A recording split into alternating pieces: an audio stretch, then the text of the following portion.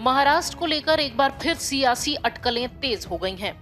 केंद्रीय मंत्री नितिन गडकरी के अपने गृह राज्य की सियासत में सक्रिय होने की खबरों के बीच अब चर्चा ये है कि महाराष्ट्र में गडकरी नई भूमिका में नजर आ सकते हैं।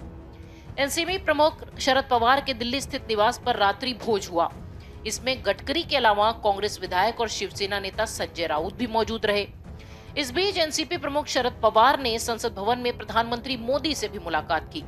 इधर कांग्रेस के नेता श्रीनिवास पाटिल ने शरद पवार के घर हुए रात्रि भोज की तस्वीरें शेयर की, जिसमें उन्होंने गडकरी को टैग किया क्योंकि गडकरी भी उस रात्रि भोज का हिस्सा थे। गडकरी के लिए माना जाता है कि उनका हर पार्टी के हर नेता से अच्छा संबंध है, इसलिए उनका इस भोज में रहना कोई बड़ी बात नहीं माननी चाहिए। लेकिन इस वक्त महाराष्ट्र की सियासत जिस तरीके से मुलाकातों और अनुपस्थितियों के दौर से गुजर रही है, निश्चित ही इस भोज में गडकरी की उपस्थिति मायने रखती है। तो माना यह जा रहा है कि अगर महाराष्ट्र में सत्ता परिवर्तन होता है तो उसके केंद्र में सिर्फ नितिन गडकरी नजर आएंगे। इसके अलावा अपनी पुरानी साथी शिवसेना का 2 साल पहले साथ छोड़ने और उसके धुर विरोधी दलों जैसे कांग्रेस और एनसीपी के साथ मिलकर महाविकास अघाड़ी सरकार बनाने के बाद भी गठबंधन में तकरार जारी है। इसी तकरार का फायदा बीजेपी उठा रही है और सबसे महत्वपूर्ण नितिन गडकरी इस पूरे खेल में अगुआ की तरह नजर आते हैं। इन सब घटनाक्रमों के बीच कई सवाल उठते हैं जो लाजमी भी हैं। पहला ये कि महाराष्ट्र की सियासत में गडकरी आखिर इतने एक्टिव क्यों हैं? कहीं ऐसा तो नहीं कि गडकरी महाराष्ट्र में मुख्यमंत्री का चेहरा होने जा रहे हैं?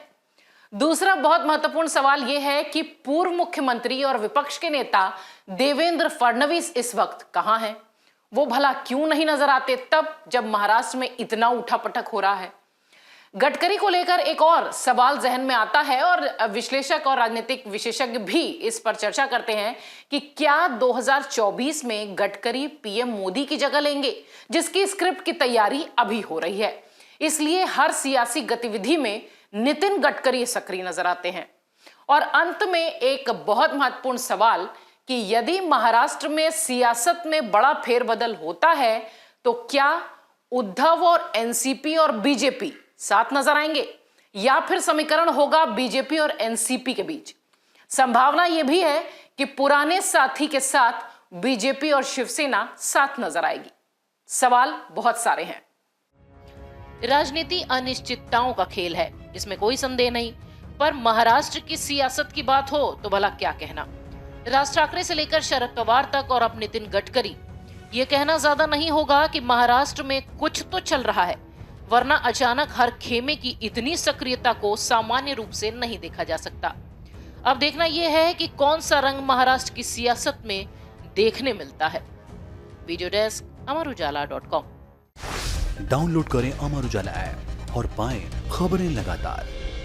अगर आप ये वीडियो YouTube पर देख रहे हैं तो हमारे चैनल को सब्सक्राइब करें और बेल आइकन को दबाना ना भूलें। अगर आप Facebook पर ये वीडियो देख रहे हैं तो हमारे पेज को लाइक करें।